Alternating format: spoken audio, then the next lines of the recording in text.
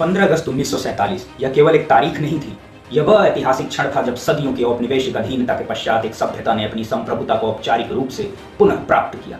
किंतु इस ऐतिहासिक आख्यान का एक अत्यंत महत्वपूर्ण संवैधानिक सत्य है जो स्वतंत्रता दिवस के उत्सव में प्रायः सरल रूप में प्रस्तुत कर दिया जाता है। 15 अगस्त 1947 को भारत राजनीतिक रूप से स्वतंत्र हुआ था, परंतु उस समय भारत एक संवैधानिक गणराज्य नहीं बना। 14 अगस्त की रात्रि दिल्ली में एक विधिक परिवर्तन औपचारिक रूप से स्थापित हो रहा था और उसी समय भारत की स्वतंत्रता का संवैधानिक ढांचा एक ऐसे अधिनियम के माध्यम से निर्धारित किया गया जिसे भारत की विधायिका ने नहीं, ब्रिटिश संसद ने पारित किया था। इसका नाम था इंडियन इंडिपेंडेंस एक्ट 1947। यह अधिनियम एक संवैधानिक उपकरण था जिसने ब्रिटिश भारत को विधिक रूप से समाप्त कर दो संप्रभु डोमिनियनों में पुनर्गठित किया। इस अधिनियम के अंतर्गत भारत पर ब्रिटिश क्राउन की संप्रभुता औपचारिक रूप से समाप्त हो गई। विधायी अधिकार डोमिनियन सरकारों को हस्तांतरित हुए।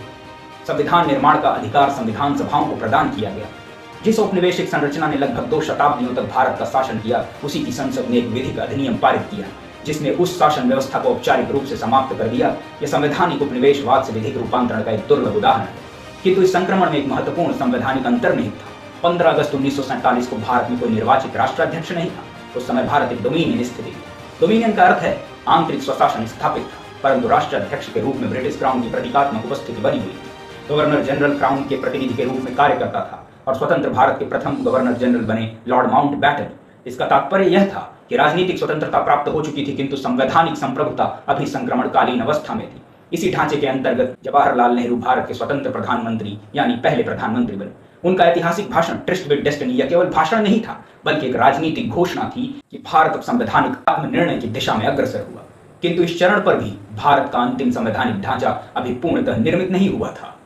स्वतंत्रता प्राप्त हो चुकी थी, परंतु एक मूलभूत संवैधानिक प्रश्न अभी भी अनुत्तरित था।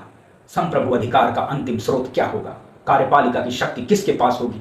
मौलिक अधिकारों का विधिक आधार क्या होगा? संस्थाएं किस प्रकार संरचित होंगी? संघीय ढांचे का स्वरूप क्या होगा? और सबसे महत्वपूर्ण, भारत की अंतिम संवैधानिक सत्ता का निर्धारण कौन करेगा? इसका उत्तर था भारत की संविधान सभा, कॉन्स्टिट्यूएंट असेंबली। और अंततः 26 नवंबर 1949 को भारत के संविधान को औपचारिक रूप से अंगीकृत किया गया, किंतु इसके विधिक क्रियान्वयन हेतु एक निर्धारित तिथि रखी गई, 26 जनवरी 1950।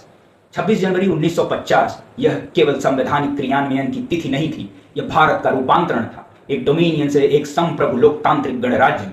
इस दिन गवर्नर जनरल का पद समाप्त कर दिया गया, ब्रिटिश क्राउन की प्रतीकात्मक भूमिका समाप्त हुई, राष्ट्राध्यक्षीय प्रणाली का पूर्णतः पुनर्गठन हुआ और डॉक्टर राजेंद्र प्रसाद स्वतंत्र भारत के प्रथम राष्ट्रपति बने। अर्थात भारत केवल राजनीतिक रूप से स्वतंत्र नहीं था, भारत एक पूर्णतः संवैधानिक गणराज्य बन चुका था। नमस्कार।